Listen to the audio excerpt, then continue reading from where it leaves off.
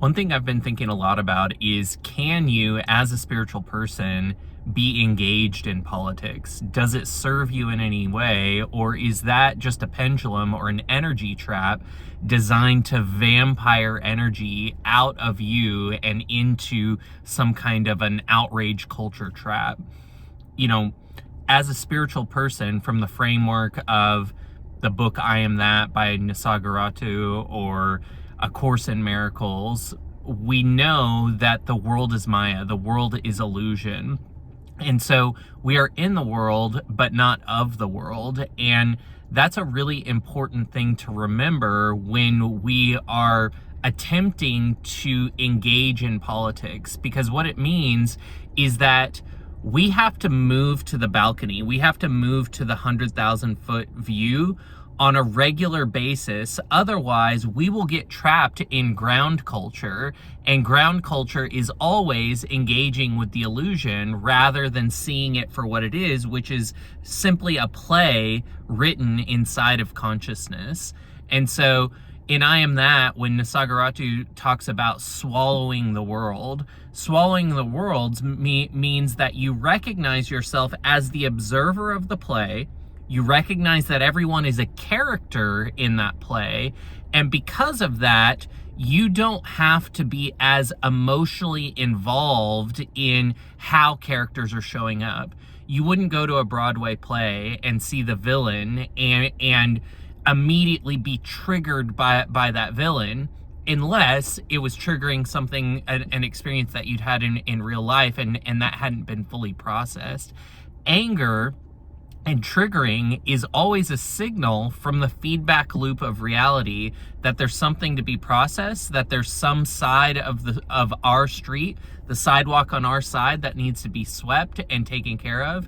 And one of the things that I think is vitally important when we think about politics is that rather than defending ourselves or arguing, debating for something, what we really need to focus on is, well, what are all the policies pointing towards? Like, what do we actually want? What's our actual vision? If we're going to be a spiritual visionary, we need to have an actual vision. So what do we actually want? Do we want people to be our enemy? Do we want to make others wrong? Do we want to constantly feel attacked by an other side? No, we want people to be at peace. We want to be able to live our life according to the values that we've chosen. We want our family to be taken care of. We want to live in abundance and prosperity. We want opportunity to be available to everyone. If we can keep focused on that vision, and instead of projecting anger and fear at the other side or at anything that we're perceiving as potentially taking that prosperity, that vision from us, one, it's always a lie when we think that external factors or people will be able to take the God-given blueprint of optimal reality. That cannot be taken from me. That territory is already carved out by God, by the larger consciousness system, and it is yours to grab. And the way that you grab it is by being a visionary, being hyper vigilant on seeing what you want and writing a story about the quote unquote other side that involves them finding the same thing that you want to find for yourself. You treat your neighbor as yourself. So if you want to be peaceful, if you want to have prosperity, the thing that you do is you feel through your big feelings of anger towards people who you perceive as trying to take that from you or agitate you out of that state. And instead you say, what do I want for myself and this person? I want us both to feel a balanced place of peace. And then that becomes your walking and living meditation, to see the other side as peaceful, to see what you want in your enemy. That's incredibly difficult to do, but when you can do that effectively and regularly, you know that you've transcended ground battle and moved to the balcony. And the balcony means that you recognize that you are not the deliverer of the vision. You are a channel for the vision. The vision is already perfect at the God level, at the energy level, at the consciousness level. And so your job is not to come up with a solution that owns the other side. It's not to memorize all the facts so that you can be perfect in debate. It's for you to actually want to understand what the other side wants and what you want, and hold space for that, to be a visionary for that. Reality becomes who you are. And so it always changes inside of you, because reality is an outpicturing of you. You're always going to color all of your relationships, experiences, and events with your belief systems and what you believe about yourself and what you believe about others and what you believe about reality.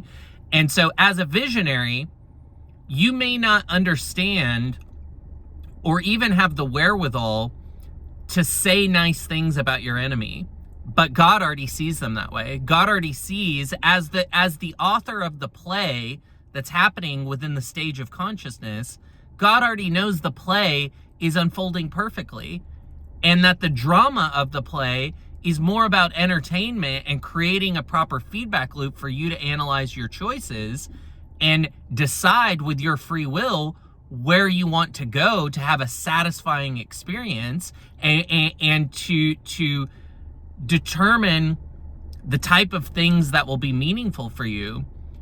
All of that happens by you connecting in with the Godhead, the energy, the consciousness, the larger consciousness system, and saying, look, I am really at a loss for how to deal with this person that is attacking me politically. I'm really at a loss for how much anger I have towards this person. Please put on my heart the vision that serves both of us, that serves me and my enemy. Because in softening my projection of my enemy, we actually are able to find common ground. And because we've made this a you against me type scenario in politics right now, where my team has to win no matter the cost, there's no nuance, there's no common ground. And politics and the system of democracy as it's designed, from my vantage point, is designed to open up common ground and bring people to a center point. And so right now, the pendulum, because the energy is so fast and we're moving into higher frequencies, and so base level frequencies have to spin themselves out because they can no longer exist in the new frequency. So that looks incredibly chaotic, and that's what we see in our political culture. However, from the balcony, when we become visionaries for the desire of God, the will of God, the larger consciousness system to flow through us, we can see that everything is happening on schedule and according to plan, because the play is playing itself out to bring things back to a center point and an area where nuance can be explored by both sides. So in the temporary, it doesn't look like that. It looks like there's massive extremes on both sides. But that's mostly because so many apparatuses and mechanisms in reality only focus on the most extreme 10% of every scenario. We actually all have way more in common than we have apart. And so as visionary spiritual people, we can hold place for that nuance. We don't have to know where the common ground is going to be. All we have to do is find the feeling in our body of, it used to be so nice when I could have a different opinion as someone and we could still be friends and we could still engage and we could be honest with each other at a deeper level without fear of retribution or attack.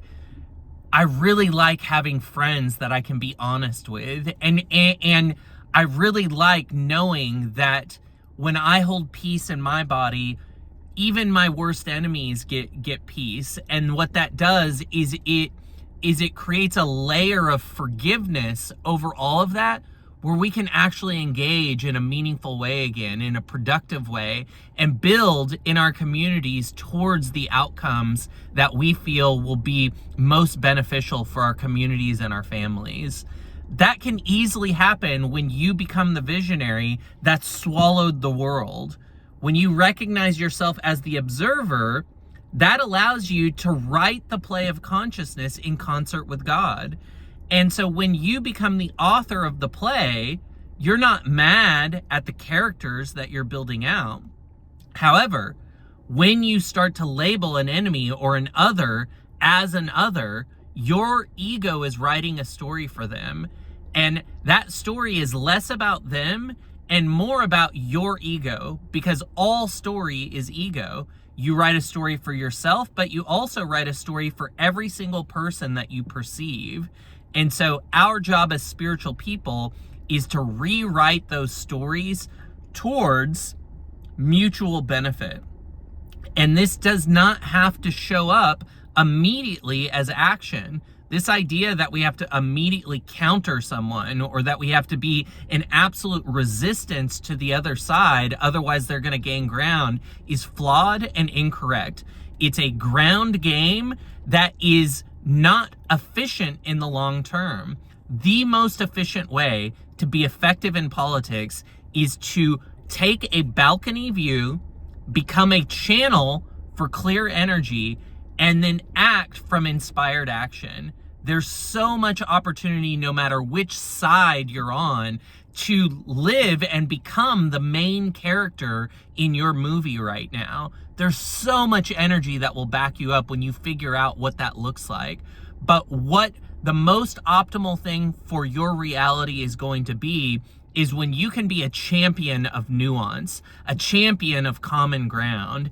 And that's where I think we'll be able to move forward. And that's where I see politics, after all this base level energy spins itself out, I believe that we will find ourselves in that beautiful place of center nuance and able to actually engage with ideas and energy again.